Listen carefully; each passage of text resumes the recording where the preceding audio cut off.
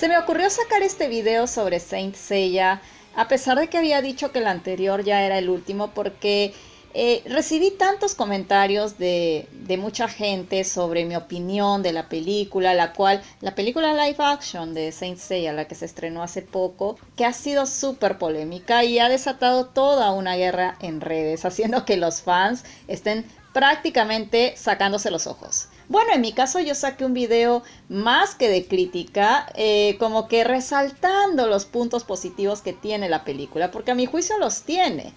Lo peor para Saint Seiya es que en tomatazos le han puesto 5%, o sea, 9% menos que Dragon Ball Evolution. Eso sí ya es demasiado, demasiado cruel para esta película, que bueno, pues es malita, hay que decirlo, es malita la película. Pero a raíz del video que saqué tratando de destacar los puntos buenos, mucha gente comenzó a atacarme por diversas razones. Y es que yo ya sabía que eso iba a pasar porque el fandom de Saint Seiya es como una jungla. Bueno, entonces a raíz de eso mucha gente comenzó a dejarme comentarios diciendo: ah, tú no sabes nada de Saint Seiya. Estoy seguro que comenzaste a ver Saint Seiya desde ayer. Otro me puso que yo no sabía nada de Saint Seiya por ser mujer. Imagínense, justo hablaba de eso en el video. Y es que efectivamente el fandom de Saint Seiya es muy machista, ya lo he dicho. Hubo un par de personas que se molestaron cuando dije eso, pero es que es la verdad. Hay muchísima gente dentro del fandom de Saint Seiya que cuando ven a una mujer opinando dicen: ah, esta no sabe nada. Ah, esta está nomás porque le gustan los caballeros. Bueno, pero este video es más que nada para contar cómo fue mi historia con Saint Seiya. Cómo empecé en el mundo de Saint Seiya. Mi aventura con Saint Seiya empezó en septiembre de 1994. Ya habían anunciado el estreno de Saint Seiya en América Televisión, Canal 4 de Perú. Recuerdo que la publicidad terminaba con esa imagen, esa misma imagen con la que termina el capítulo 2, en la que Seiya enfrenta a Geki. Pero bueno, yo recuerdo que en ese entonces tenía un taller después de mis clases del colegio y me perdía muchas series que daban a esa hora. Tsubasa, o sea, Supercampeones, sí lo había llegado a ver, pero en ese año 1994, 2 meses antes de que dieran Caballeros del Zodiaco, recuerdo que yo tenía que quedarme en las tardes en el colegio. Pero un día la clase de canto terminó antes, entonces llego a mi casa un poquito más temprano de lo normal.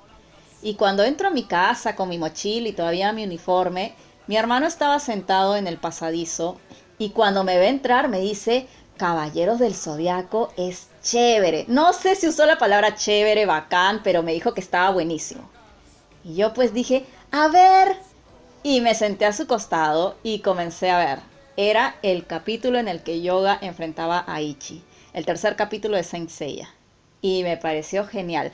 Era increíble, era algo diferente, era una experiencia totalmente distinta respecto a otras series animadas que habíamos visto hasta ese momento. Pero el problema es que yo tenía que volver a mis clases de canto los días siguientes, entonces me perdí prácticamente todo lo que siguió del torneo galáctico, la llegada de Ikki, la persecución en el puerto y todo eso.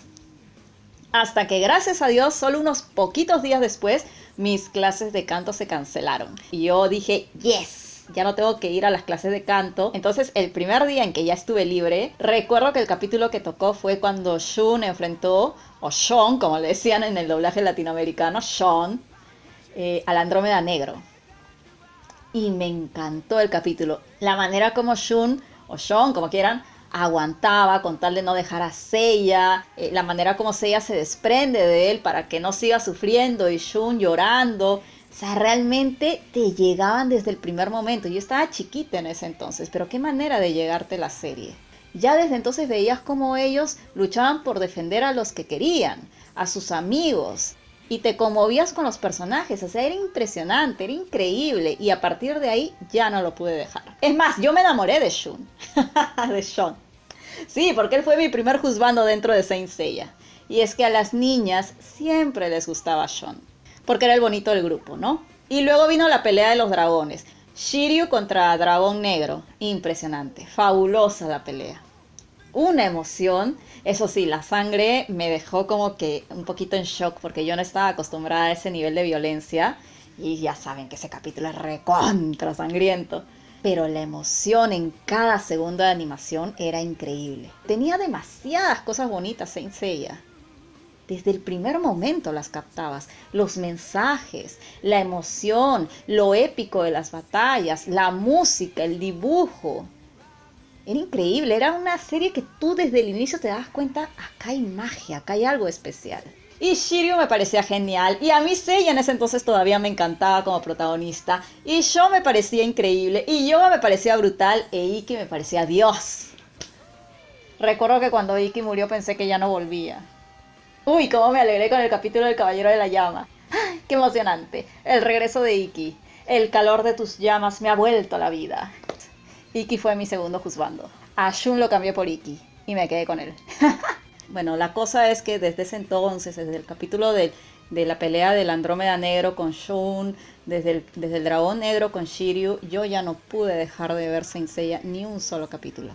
Yo me las arreglaba para que nadie me programara algo a esa hora. Yo sabía que no me podía perder nada de Saint Seiya. Caballeros del Zodiaco. No sabíamos en ese entonces que era Saint Seiya. No sé si ustedes recuerdan, pero Canal 4 cortó la transmisión de Saint Seiya, o mejor dicho, comenzó a repetir los capítulos desde el capítulo 1, cuando llegaron al capítulo 2 de la casa de Leo.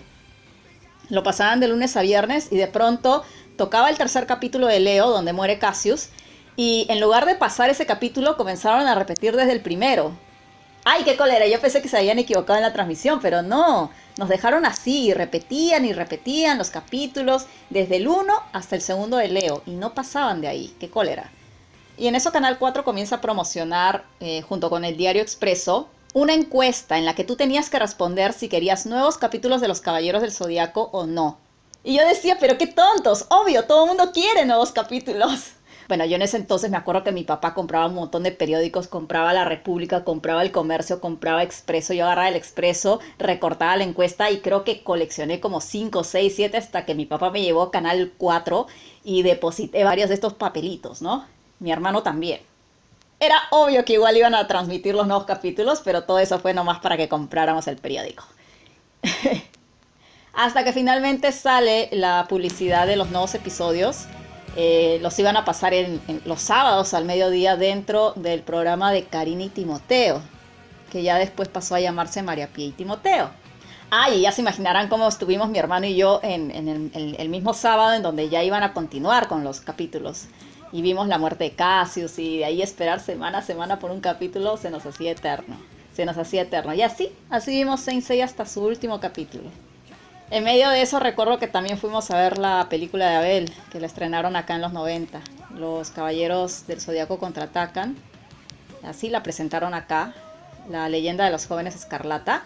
Mi mamá nos llevó al cine. En ese entonces no había multicines. Tenías que ir al cine que quedaba más cerca de tu casa y ahí comprar la entrada. Bueno, mi mamá nos llevó, mi mamá se durmió, pero mi hermano y yo estábamos así como fanboys. Y así fue mi primera experiencia con Saint Seiya. Hasta que lamentablemente Saint Seiya lo levantaron del aire. No sé en qué año exactamente lo levantaron. No sé si fue el 96 o el 97, por ahí díganme ustedes, deben acordarse. Pero lo levantaron porque comenzaron a dar Dragon Ball en Canal 4. Dragon Ball era de Canal 5. Pero hasta el capítulo en donde Goku está subiendo la Torre Karin, hasta ahí Canal 5 lo pasó. Y de ahí cortaron la transmisión. Nadie sabía por qué. Y era porque Canal 4 le había choreado los derechos y ahora ellos lo iban a pasar desde ese mismo, desde que Goku llega a conocer al maestro Karin. Y eso fue lo que pusieron reemplazando a Saint Seiya, a los Caballeros del Zodiaco. Yo me puse triste porque yo quería seguir viendo. Ya llevaba como 2 repeticiones de la serie y no me importaba, yo quería seguir viéndolo. Y bueno, pues había que aceptar, pues, ¿no? Pero qué lindos recuerdos con Caballeros del Zodiaco. No había visto un dibujo con tan bella animación, con tan bellos mensajes, con tan bella música, con toda esa historia llena de mística, demasiados elementos que hacían la historia hermosa. Hermosa. El arte de Shingo Araki, qué belleza de diseño de personajes. Más o menos por el 98 recuerdo que volvieron a transmitir Lady Oscar, que también corrió bajo la dirección artística de Shingo Araki y era otra belleza visual. Hermoso. Pero los mensajes que te daba Saint Seiya, la historia tan difícil de los chicos, la amistad que se formaba entre todos, el hecho de no rendirse, luchar hasta el final, incluso aunque los chicos estaban molidos, seguían sacando fuerza hasta el último momento y si había que dar la vida y morir por los demás, lo hacían. Eran unos mensajes preciosos. De verdad que yo crecí, fui afortunada de crecer con todo eso porque creo que eso nos enseñó muchos valores a los que crecimos en los 90, ¿no? Porque hubo muchas series que tenían ese contenido. Y Saint Seiya era una de las que mejor lo expresaba. Entonces se te queda en el alma, se te queda en el espíritu, en el corazón, en la mente, grabado y no lo puedes quitar así nomás. Por más que Saint Seiya ya lo habían levantado del aire, yo lo tenía bien presente conmigo.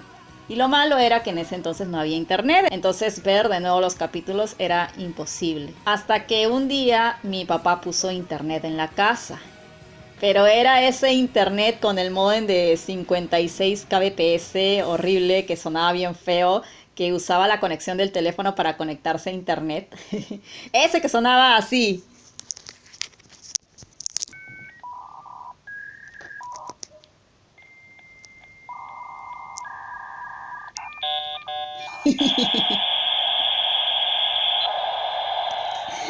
Ya bueno, esa cosa.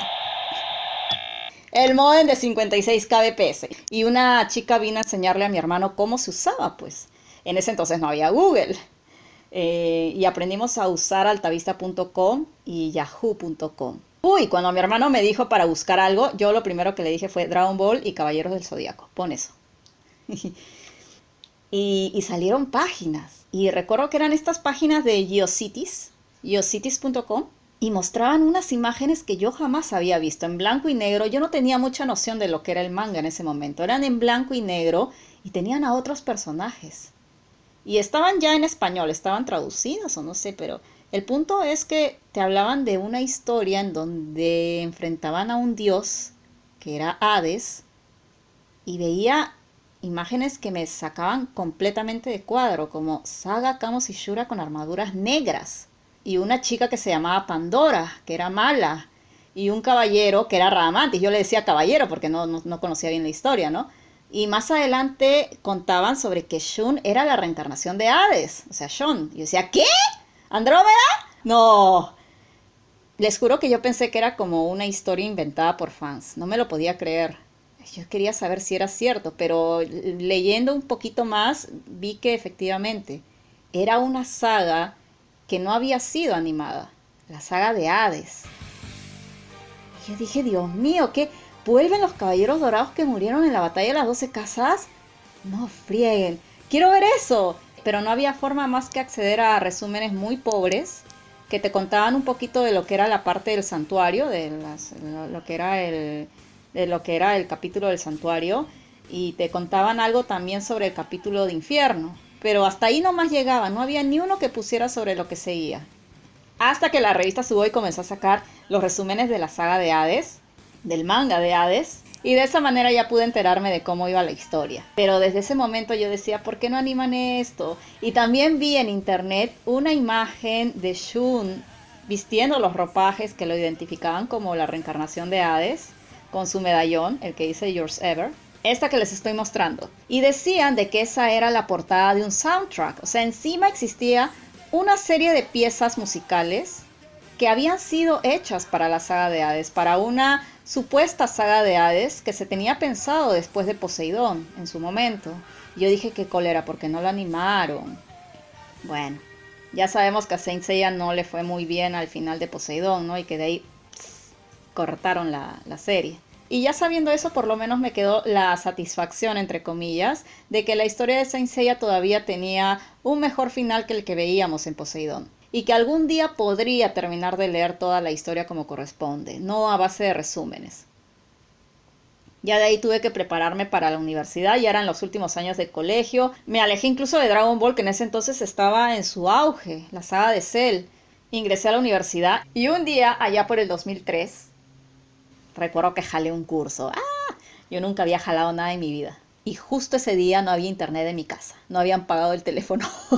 Entonces dije, no, me voy a un internet a distraerme. Y bueno, yo no ganaba nada. En ese entonces no trabajaba todavía. Así que con el solcito que tenía en mi bolsillo me fui a un cabina de internet. Bueno, ya no existen ya, pero así le decíamos. Y lo primero que hice fue entrar a Google, porque en ese entonces creo que ya existía Google. Y puse Caballeros del Zodíaco, que quería saber qué cosa había de Saint Seiya ahora, después de tanto tiempo. tanto tiempo. Y yo quería saber qué había de Saint Seiya, ¿no? De Caballero del Zodíaco, porque de Dragon Ball como que sí sabía más o menos en dónde andaba, pero de Caballeros del Zodíaco no. Y sácate, aparecen un montón de páginas que decían Saga de Hades, OVA, Saga de Hades, Saga de Hades, OVA 13, Saga de Hades, OVA 1, 2 y 3. Y yo, ¿qué? Dije, ¿OVAs? Espérate, pero tengo entendido que OVAs es algo así como animación, ¿no? La animación japonesa, serie de televisión, OVAs, películas. Yo tenía algo claro de eso. Entonces me metí a una de esas páginas y la primera imagen que veo de la Saga de Hades era Pandora, la imagen de Pandora sujetando al bebé Hades, ese que tenía como una especie de universo, galaxia, en lugar de un bebé dentro. Ya, esa imagen de Pandora niña, cargando al bebé Hades. Eso fue lo primero que me apareció, como fondo de pantalla en esa página a la cual entré. Y decía un mensaje en la parte de abajo, muy poético, ¿no? Un poco medio en broma, sí. Esta fecha, noviembre de 2002, no me acuerdo exactamente la fecha de estreno de las OVAs de Hades, pero decía, esta fecha, noviembre de 2002, deberá ser recordada por los hijos de tus hijos, como la fecha en la que se estrenó la primera OVA de la saga de Hades. No me podía creer. Ya estaban animando la saga de Hades y yo ni siquiera me había enterado. Y comencé a buscar información al toque. Pagué un solcito más con tal de quedarme ahí un rato y ver qué había. No podía dejar ya de informarme. Y la otra imagen que vi fue Xion. Y me encantó ver que las armaduras no eran completamente negras, sino que eran como púrpuras. Entonces dije, wow, se ve lindo. Y de ahí las tres siguientes imágenes que casi me caigo para atrás. Saga Kamos y Shura con sus Sapuris o Sarpus, como quieran, sobre Pelliz. No me lo podía creer. Y luego otra de Death Mask y Afrodita. Dios mío, era la saga de Hades. Por Dios, lo que había visto en los resúmenes. Ya, quiero descargarlas. ¿Cómo hago? ¿Cómo hago para acceder a los capítulos? Y había links de descarga, pero casi todos estaban rotos. Y no podía descargar, maldita sea. Voy a mi casa y le digo, papá, tienes que pagar el teléfono. Y bueno, ese día regresó el teléfono. Y yo buscando cómo descargar las OVAs. Y las encontré, pero en pésima calidad. Nuestro internet era muy lento y solamente podía acceder a las OVAs de baja calidad, las de más baja calidad. Y tenía que verlas así, no me quedaba otra. En ese entonces yo no conocía el Hueco Shopping Center, pues donde la gente compraba las OVAs en formato de CD o DVD. Ya no me acuerdo si en ese entonces ya existía DVD. Pero la cosa es que lo compraban en formato digital. No, yo tenía que acceder a las OVAs mediante internet y las descargaba en calidad pedorra, pero igual las veía y quedé fascinada cuando vi la primera OVA. Yo decía, Dios mío, no puedo creerlo, está hermoso, se ve divino. La saga del Santuario de Hades tiene también sus problemitas, ¿no? Eso de mezclar el 3D con el 2D por momentos, como que no les quedaba muy bien. Pero era un sueño hecho realidad ver la saga de Hades animada.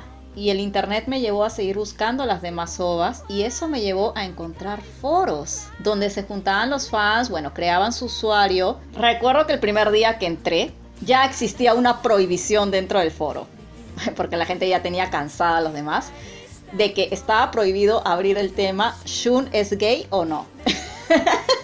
Porque todo el mundo preguntaba eso y ya la gente se había hartado. Entonces decían, no está permitido abrir ese tema. Yo me reía nomás. Pero ya pues había... y también otro tema que estaba prohibido es ¿quién es el caballero dorado más débil? Ese también estaba prohibido, porque la gente se peleaba.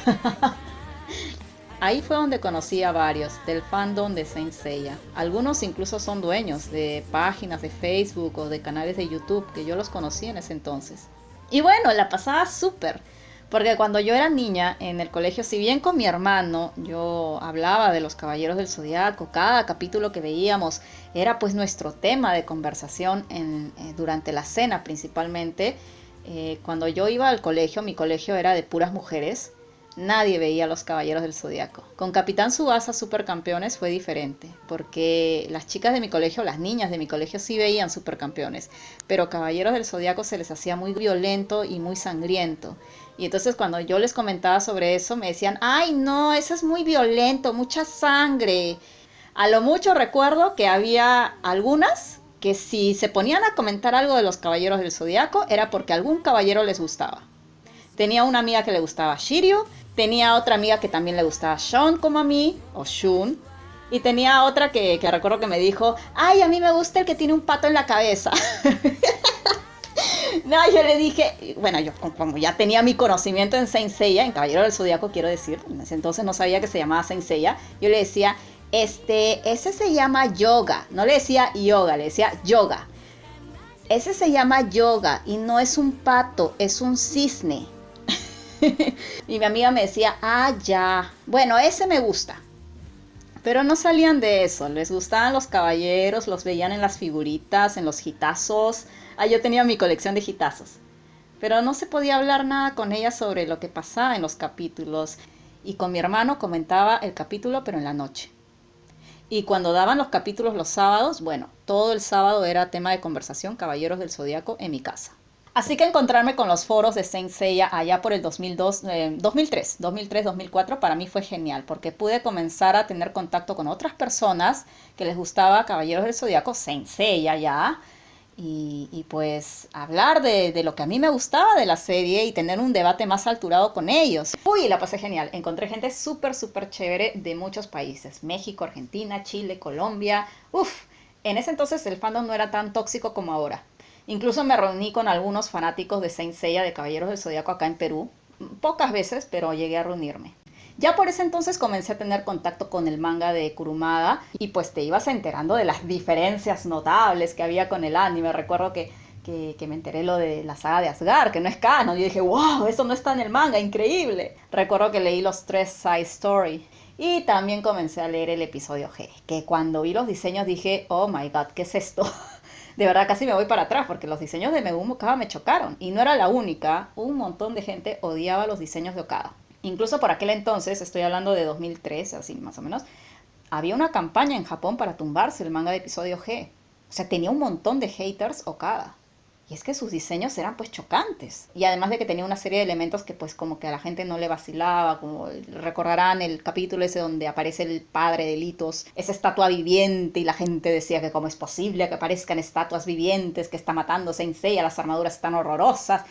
Algo así como la película de ahora, armaduras horrorosas. Bueno, estas sí están horrorosas, por lo menos las de Okada tenían algo de arte. ¿No? Parecían armaduras y se veían bien. Lo que pasa es que era un estilo diferente y la gente no lo toleraba. Pero la cosa es que Okada fue contra viento y marea y con el apoyo de Kurumada siguió con su episodio G y nos convenció con la trama. En ese lapso fue que yo vi Overture. Bueno, la estrenaron en Japón, pero aquí no hubo estreno oficial.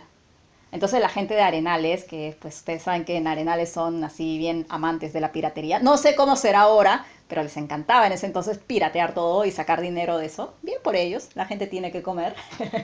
Pero ya a nosotros no nos importó. Ellos organizaron una función de estreno para Overture y pues nosotros compramos la entrada, ¿no? ¿Qué importaba hacer una función pirata? La cosa era ver Overture en cines. Ahí nos metieron a un sótano donde estaba uno de los cines de Arenales y vimos Overture en pantalla grande y fue un espectáculo maravilloso porque aunque la trama no sea de lo mejor, visualmente era bellísimo.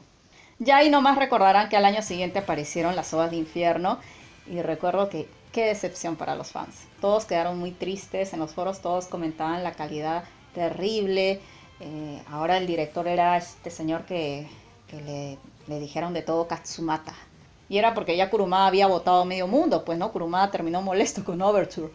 Lo bueno es que ahí nomás salen Next Dimension y el manga de los Canvas, entonces la gente tenía con qué más entretenerse. Ya estamos hablando del año 2006.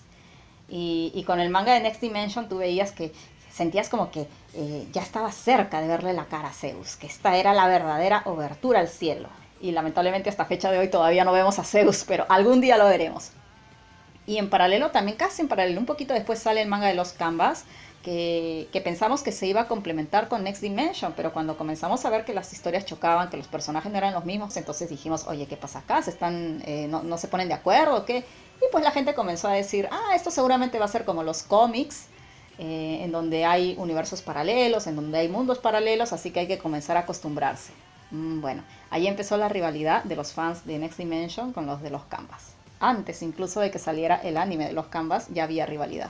Y de hecho había rivalidad entre los fans del manga de los Canvas y los fans del episodio G. Yo no sé si alguien más se acuerda, y es que en el episodio G había algunos caballeros dorados que tenían más exposición que otros. mientras que en los canvas como que todos tenían un mini arco, ¿no?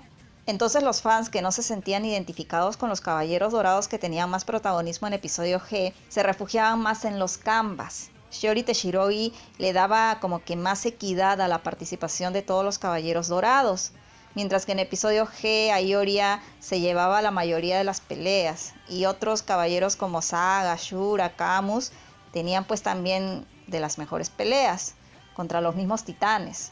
Mu también pelea contra un titán, por ejemplo. Pero yo decía en ese momento que no debería molestarles eso, porque Okada trataba muy bien a todos los Caballeros Dorados, no como Kurumada, que a veces dejaba totalmente de lado a algunos. Okada siempre le dio buenas presentaciones a todos. Lo que pasa es que no todos pelearon contra un titán, pero igual tuvieron peleas buenísimas. Death Mask, por ejemplo, él enfrentó a un gigante y la pelea estuvo, genial. Y sin dejar de ser el Death Mask maldito de Kurumada, el gigante llegó a la casa de cáncer todo bien sabroso a hacerse el malo de la película y al final terminó espantado con la maldad de Death Mask porque resultó ser más maldito que él. Y hasta te cuentan cómo Death Mask descubrió lo de Saga, bien chévere. Pero la gente estaba encandilada con Manigoldo, porque él además de enfrentar a Thanatos, queda como bueno. La desventaja con los canvas era que cuando salía un dorado, sabías que al final de su mini arco iba a morir. Mientras que en episodio G, como se ubica 7 años antes de la batalla de las 12 casas, sabías que ningún dorado podía morir. Y podían aparecer en cualquier momento a darte la sorpresa con una nueva pelea. Bueno, la cosa es que ambos bandos se peleaban. Pero esa rivalidad se fue diluyendo porque era más el público que aceptaba en los canvas. Tenía más ventas incluso. Entonces, como que los fans de los canvas sentían una especie de superioridad sobre los fans de episodio G. Y más terreno comenzó a ganar la rivalidad con el Next Dimension, porque Kurumada ya había descanonizado los canvas. Entonces los fans de los canvas estaban ahí defendiendo el manga de Shiori Teshirogi, ¿no? Pero bueno, lo importante aquí es que la gente estaba súper entretenida con estos 3 mangas y como que en la molestia con las ovas de Hades se podía sobrellevar. Y ya después vino Eliseos en 2008 también con una calidad asquerosa, horrorosa. Y de ahí vinieron nomás las ovas de los canvas, pues, ¿no? 2009, más o menos por ahí. Y esas ovas estaban mejor hechecitas. Buen dibujo, buena animación, fluida al menos. Bueno, y obviamente mucha gente a partir de ahí, ya para el 2011, cuando terminaron las ovas, quedaron expectantes por ver una tercera temporada. Y hasta la fecha no hay nada. Pobrecitos. Recuerdo que desde ahí es que comenzaron a salir los memes de la calavera, esperando la tercera temporada de los canvas. Bueno, supongo que todavía sigue ese meme. Y de ahí nomás, empezó Omega, 2012. A mí no me gustó nada la idea. Era como ver una nueva generación, ¿no? Los sucesores de los caballeros, los sucesores de los santos ahora tomaban su lugar. La típica, ya habían varias historias en donde veíamos a los hijos de los protagonistas o a los sucesores. No me vacilaba. Y bueno, comencé a ver y recuerdo que el primer capítulo se hizo interesante, no me gustaba el diseño, los dibujos, pero a medida que avanzaba la historia se me iba cayendo. Yo dije, uy, no, Dios mío, acá están simplemente tratando de repetir la misma fórmula de la serie del anime de los 80, pero para captar un público infantil con esta animación tipo cartoon, que a mí nunca me convenció. Ya estaba cansándome ahí de las producciones fallidas de Toei. Ya estaba fallando mucho. Primero Infierno, luego Eliseos, ahora Omega. Pero bueno, seguí el Next Dimension a paso de tortuga y recuerdo que ahí por 2013 sale el manga de Saint Show. Okada termina episodio G finalmente porque se demoró bastante. Hubo como un hiatus de 4 años para el final de episodio G. Y de ahí nomás empezó episodio G Assassin en 2013. Y ahí estrenaron ese mismo año, 2014, fue Legend of Santry. Pero ya cuando vimos el producto final, pues como que no pasaba nada. O sea, metieron a todos los personajes de la saga del santuario a la volada. Y al año siguiente anunciaron Soul of Gold. Y la gente comenzó a decir, va a ser el episodio G de la Toei. Así lo anunciaban, el episodio G de la Toei, porque justo Ayoria también era el protagonista. Y en un inicio se pensó que iba a ser episodio G. Yo estaba asustada porque después de ver la calidad de producciones de Toei, yo decía, no. Toei no está preparado para animar episodio G. No, que no lo hagan. Y no, al final fue una historia nueva, con una trama muy decepcionante y al mismo tiempo con una calidad técnica muy mala. Y yo dije, ay no, ya me cansé, ya no quiero más. Ya no quiero saber más con Saint Seiya, de verdad que ya estoy harta de las malas producciones de Toys. Ahí nomás recuerdo que en 2016 hicieron un anuncio que llenó de mucha expectativa a los fans. Se anunciaron 3 proyectos. Una animación 2D, una animación 3D y un live action. Entonces la gente pues quería saber, pasaron unos meses y se reveló que que la animación 2D era el anime de Saint Show. Y efectivamente, pues yo decía, oye, esta debe ser la oportunidad de Toei para demostrar que puede hacer algo con Saint Seiya, ya que van a tomar como base un manga. Solo tienen que preocuparse de la animación y el dibujo, nada más. La trama ya la tienen. Y se tardaron en sacar el anime de Saint Show 2 años. Yo recuerdo que la gente decía, mejor que se estén tardando, porque eso quiere decir que la animación va a tener más calidad. Y yo al contrario decía, no creo que sea eso, yo creo más bien que es al revés. Si se están demorando es porque el proyecto no está encontrando cómo sustentarse, o mejor dicho, no está encontrando un buen financiamiento, o qué sé yo, hay un montón de problemas.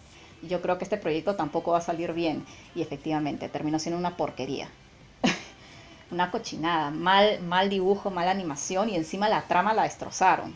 Hubieran animado mejor hasta, como fueron 10 capítulos, hubieran animado mejor hasta cuando Milo mata, entre comillas, a la hermana de Kyoko, ya hasta ahí hubieran animado nomás. Ya, ¿para qué más? Solamente ese arco, anímenlo bien, es cierto, solo aparecen 3 Saintias, Shoko, Kyoko y Mi. Pero ya, pues mejor que aparezcan menos personajes, pero que estén bien presentados, a que metan a todos en un mismo anime, en una misma historia y todo mal presentado. Recuerdo que en el tercer capítulo fue donde me harté. Ese capítulo estuvo dibujado, animado, hasta el perno. Yo dije no más. Y ahí fue donde me alejé, al menos, de las producciones audiovisuales de Saint Seiya. Al año siguiente, al año y medio, se anunció lo de Netflix, la serie 3D, pero yo dije, eso yo ya no lo veo. Y hasta ahí me consideré fanática. Y esa es mi historia con Saint Seiya. He seguido por ahí el Next Dimension. Los últimos capítulos que han salido ahora no los he leído todavía.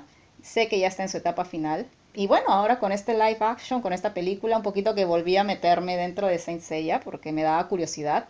No para bien. El tráiler, recuerdo que lo vi a finales del 2022 y me espantó. Horrible.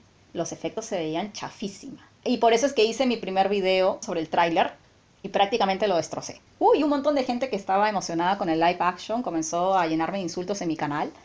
Pero bueno, pues así es Saint Seiya. Yo ya sabía que meterse en con el fandom de Saint Seiya era muy riesgoso. Y luego cuando ya hice mi segundo video, pues estaba un poquito más informada, me di cuenta, esto tiene que ver con Netflix. Ok, ya, yo conozco más o menos esa historia por los resúmenes, el tal Van der Graat, que a nadie le gustó, y así fue como mentalmente fui preparándome para la película. De ahí hice el video de previa como para informar a la gente de mi canal sobre de qué venía la película, para que no les chocara tanto la nueva trama. Y bueno, al final vino el cuarto video en donde dije pues que la película me gustó, más allá de que era malita la película, pero tenía sus cositas buenas y por eso hice el video. Y yo pensé que iba quizás tener un poquito de mejor recepción que los anteriores videos, pero con este último video fue peor porque resultó que eran más los que le tiraban hate a la película por parte de los fans. No del público general, sino por parte de los fans. Eran más los que tiraban hate. Y bueno, ya tengo un montón de comentarios en donde la gente me dice que yo no sé nada, que no he sido fan de Saint Seiya nunca, que seguramente comencé a ver Saint Seiya desde ayer, que no sé nada porque soy mujer. Ahí hay un mensaje que me han dejado, yo lo he dejado ahí para que ustedes lo lean, que dicen que no sé nada porque soy mujer. Esa no es la primera vez que me ponen un mensaje así. Y yo quería hacer este video para contar un poquito cómo ha sido mi historia con Saint Seiya. Yo no he comenzado a ver Saint Seiya desde ayer, ni desde Soul of Gold, ni desde Omega, ni desde Los Canvas. Yo llevo muchísimos años viendo Saint Seiya y he leído prácticamente todo. Si hay 2 mangas que no he leído de Saint Seiya hasta ahora, han sido este Dark Winds, no recuerdo el nombre del mangaka, y también el nuevo manga, el Re-Rise of Poseidon, el Renacer de Poseidón, que apenas creo que tiene 2 o 3 capítulos. Yo empecé a ver Saint Seiya desde muy chiquita. Yo fui a ver Saint Seiya a los cines 4 veces. 4 veces. No, 4 veces no. 7 veces. En los 90, Los Caballeros del Zodiaco contraatacan, La Leyenda de los Jóvenes Escarlata. En el año 2004, esa función extraoficial, o no oficial, mejor dicho, con la película de Overture. 10 años después, con Legend of Santry. que la fui a ver 4 veces. La primera fue en estreno de medianoche y las otras 3 fin de semana con unos amigos y una vez la fui a ver sola, recuerdo. Y esta vez la película live action, o sea, 7 veces. A todos esos que dicen, tú no sabes nada de Saint Seiya, recién empezaste a ver Saint Seiya desde ayer, les pregunto, ¿han tenido la oportunidad de, como yo, ver Saint Seiya en la pantalla grande durante 4 décadas diferentes? Porque yo la vi en los 90, en el año 2004 Overture, que efectivamente fue una función no oficial, pirata, en 2014 Legend of Santry, ya en la década de los 10, y en la década de los 20 ahora, de este nuevo siglo, la película live action. Mucha de esa gente que te dice, ay, tú recién has visto Saint Seiya desde esta película, les aseguro que esos ni siquiera han visto la cantidad de años Saint Seiya como yo. Uy, acá dirán, uy, Rocío debe ser una viejonaza, debe tener como 50 años. No, en realidad yo tengo 39 años. Y tengo mi familia, así que eso de que yo he visto Saint Seiya desde ayer o que no conozco cómo es la esencia de Saint Seiya es completamente falso. La tengo prácticamente enraizada dentro de mí. Y bueno, esa es mi historia con Saint Seiya y quería dejar este video como una especie de registro para que quede más o menos claro cómo ha sido mi aventura con este manga anime al cual yo sigo queriendo mucho y jamás le voy a desear ningún mal.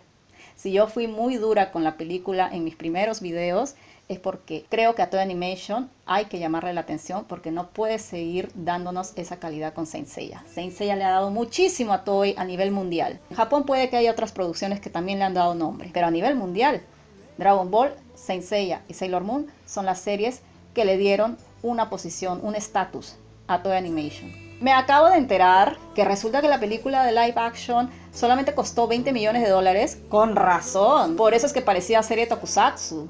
Terrible. No, pues ahí, por favor, ahí sí le tienen que llamar la atención a la gente, a los encargados, a la Sony, a Toei. ¿Cómo van a hacer eso?